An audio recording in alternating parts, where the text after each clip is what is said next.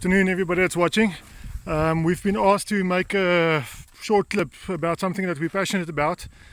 I also work on a reserve, and I've got this thing that I'm very passionate about, but it's becoming a problem as well. And it's snaring. Everybody is all about rhinos and the big stuff that's already endangered, but it does go further than that. At the moment, if you can see or look behind me, you'll see there's already an impala that we've removed from that was caught in a snare, but I've already removed it from where we found it. Now the problem is we've got rural areas around this reserve, and the farm next door to us, or the reserve next door to us, has already been cleaned out by snares, where animals in a very cruel and ugly way have been caught in snares. And these animals, their foot or feet gets cut off by the snares. They get caught around the neck with the snares and they suffocate.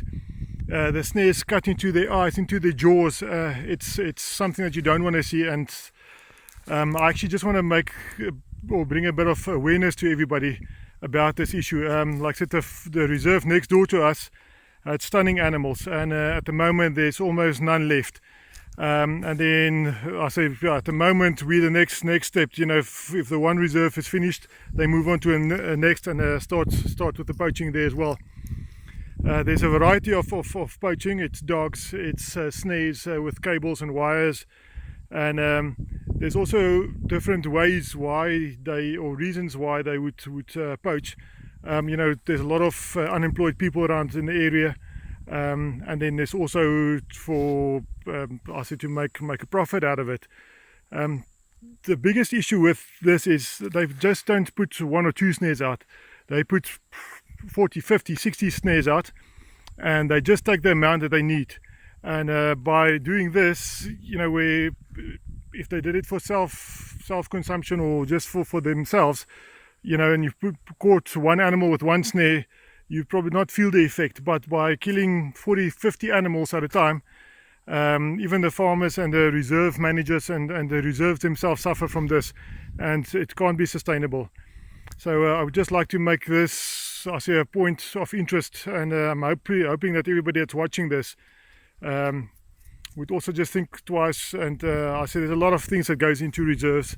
We're always complaining, and we're just seeing the nice sides of reserves, but make a point, get more involved with your reserves in your area, and see how and where you can help. Like I said, this is also not a big thing. That's if we had volunteers that can come and help us, just look for snares, walk through the veld. It would be a great help already. I know most reserves won't allow it. If you've got dangerous game, elephants, lions, rhinos and so on, it won't be possible. But you can also be volunteer rangers and so on. There's a lot of ways that you can actually give a bit of input for conservation. All right, guys, for me that's all for today. Hope this brings up a point in your life as well where you think, yes, there is actually more that we could do, and that we can support conservation as well. Thank you, guys. Have a nice day. Cheers. Bye.